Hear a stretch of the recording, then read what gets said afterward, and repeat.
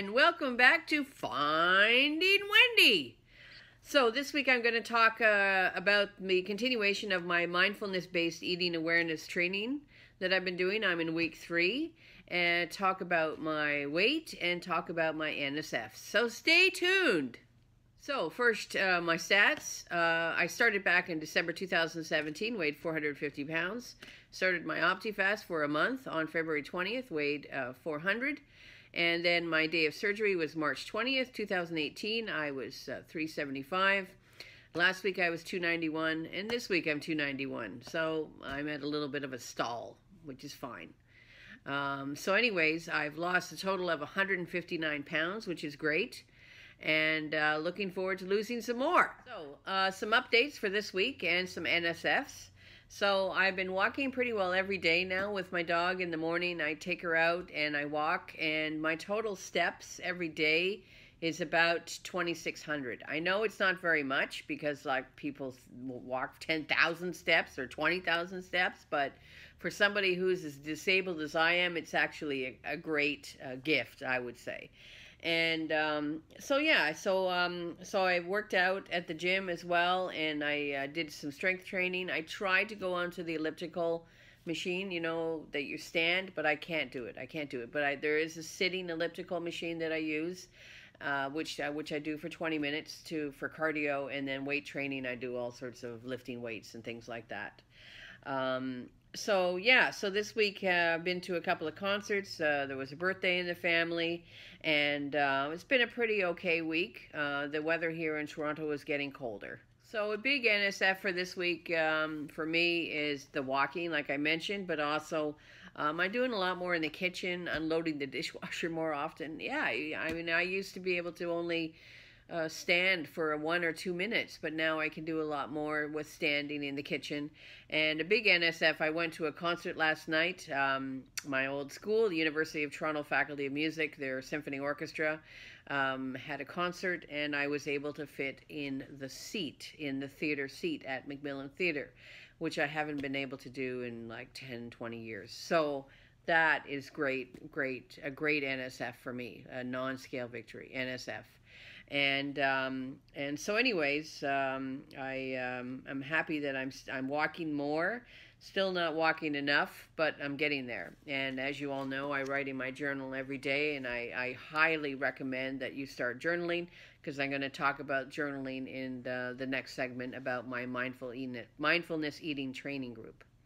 So, week 3 of the mindfulness eating. So, very interesting, the practitioner was talking at first about your mind is like a puppy. So if you can imagine a puppy dog, what is a puppy dog? Puppy dog's all over the place, pees all over the house, is not trained. So your mind is kind of like a puppy because it needs to be trained. So the new mind, the new Wendy, learning how to deal with triggers, how to deal with emotions, and that's what we're going to talk about today as well. So being a puppy needs constant reinforcement, right? So good dog, good for going outside for a pee-pee, good dog for not jumping up on the couch, whatever. So you need constant reinforcement. It's a learning process. So you can't be hard on yourself, right? Don't be hard on yourself. So for example, so some part of our homework was we were asked a few questions. And for example, starting off with the hunger scale. So we're talking about eating. Are you eating your emotions? Are you eating your emotions was basically what we were talking about, which was really, really helpful. So first of all, how do you know when you're physically hungry? So the things that I wrote down was I sort of feel sick to my stomach. I have this growling in my stomach. My mouth starts salivating.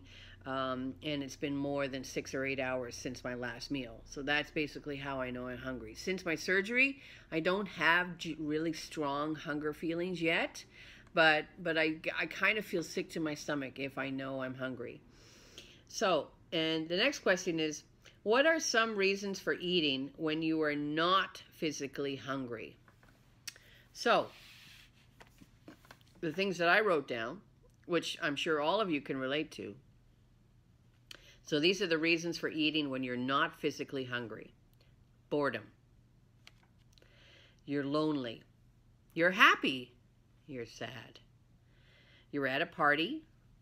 You're watching TV. I am wanting to eat after a concert. If I'm playing in a concert with an orchestra or if I've been to a concert. Pain, guilt, or disappointment. So those are the 10 things that I wrote down. The reasons for eating when you're not physically hungry. And I would say, if you want to go ahead and post a video, your next video, if you're doing videos, why not list off the 10 things? There's 10 reasons for eating when you're not physically hungry. If they're the same, that's great, whatever. So cues for emotional hunger. What happens? Junk food, salty foods, sugar, quantity, large portions. So that's emotional hunger. So when you're eating something salty or sugary, junk food, popcorn, chips, pizza, that's emotional hunger. So there's this chart that we got, and I'll try and find a link to this chart and post it in the links below of the video. So one side is physical hunger, the other side is emotional hunger. So physical hunger tends to come on gradually and can be postponed, versus emotional hunger feels sudden and urgent. That's emotional hunger. Physical hunger can be satisfied with any number of foods, versus emotional hunger causes very specific cravings, say pizza or ice cream. Physical hunger, once full, you're likely to stop eating, versus emotional hunger, you tend to eat more than you normally would. And lastly, physical hunger doesn't cause feeling of guilt, versus emotional hunger can cause guilt afterwards. So for example, last night I went to a symphony orchestra concert at the University of Toronto, and I got home and I wanted to eat. And that is an old habit of mine, that I would eat after a concert.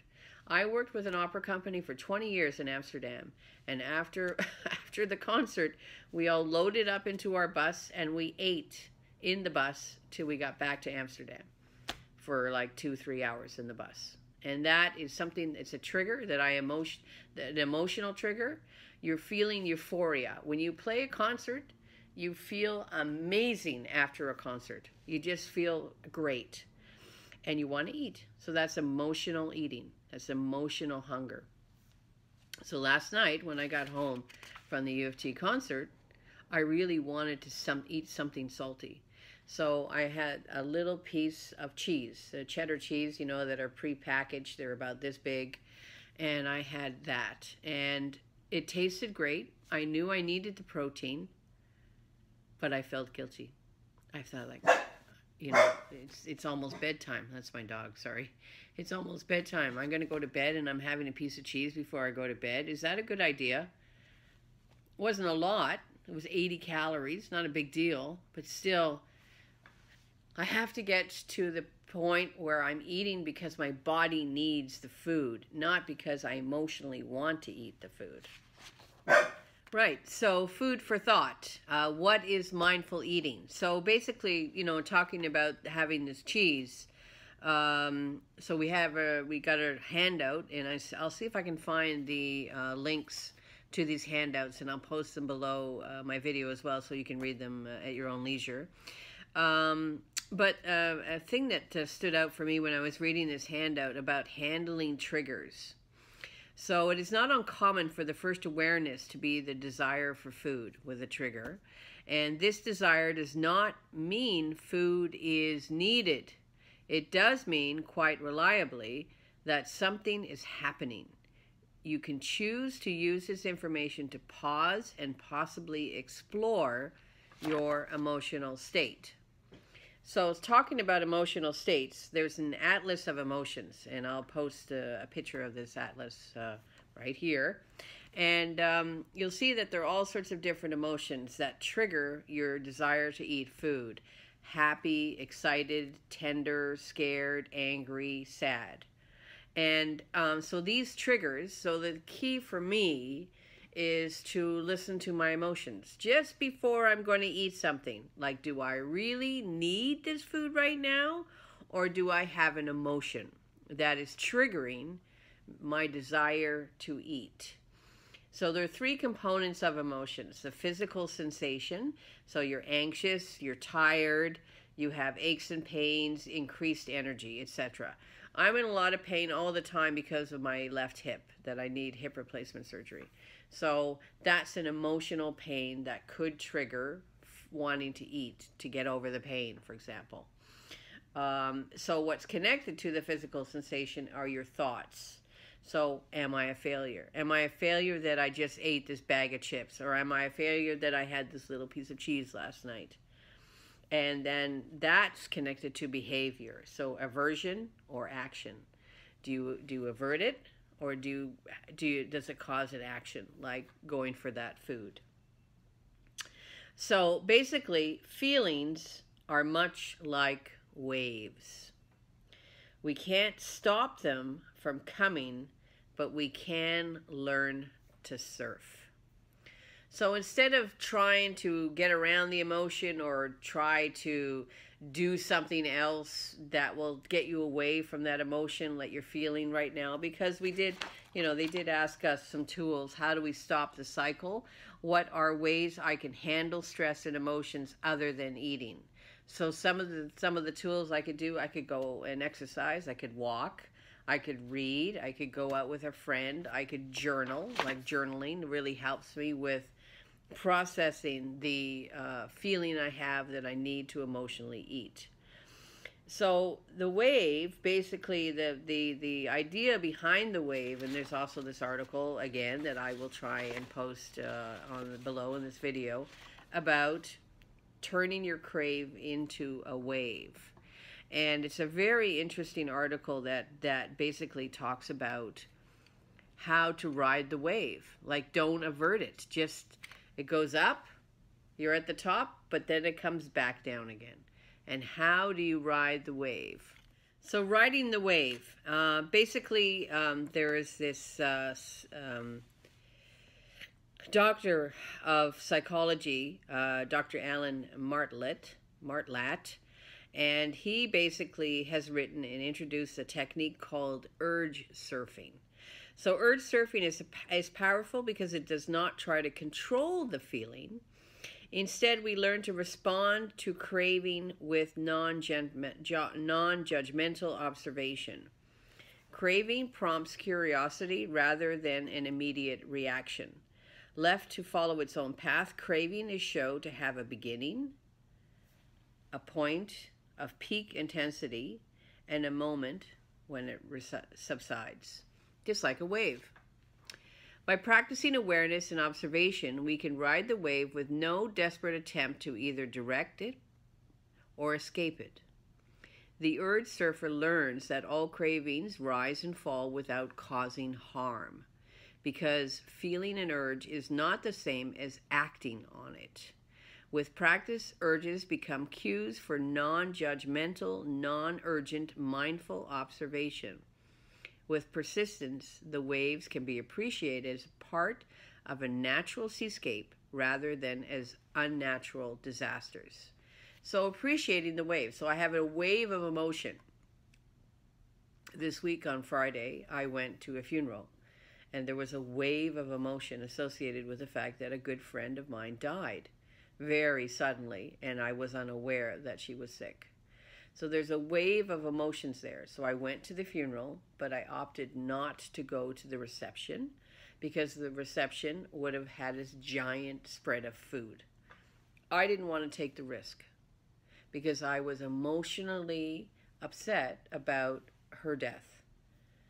So this whole process of me learning how to deal with emotions, sadness in this case, and food, Like, are you just going to stand at the table and stuff your face? Or are you going to learn how to be in these situations? Am I going to learn how to be in these situations? Accept the situation and just step away from the food, but be okay with it and not feeling guilty about it. So that's what I'm hoping I will learn from this whole mindfulness eating program.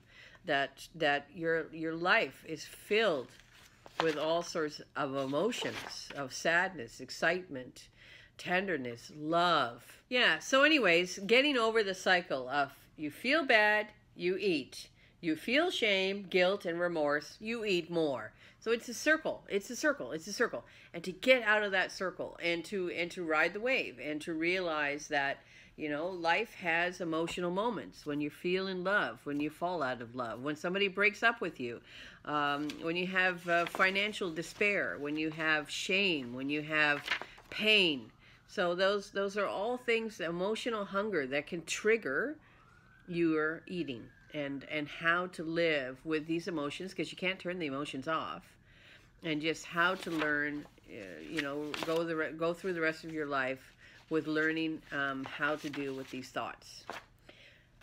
So anyway, I think this video is long enough. I've been going on. I've been giving you way too much information. Way too much information. But anyway, you know, it's a journey, and I'm happy to help.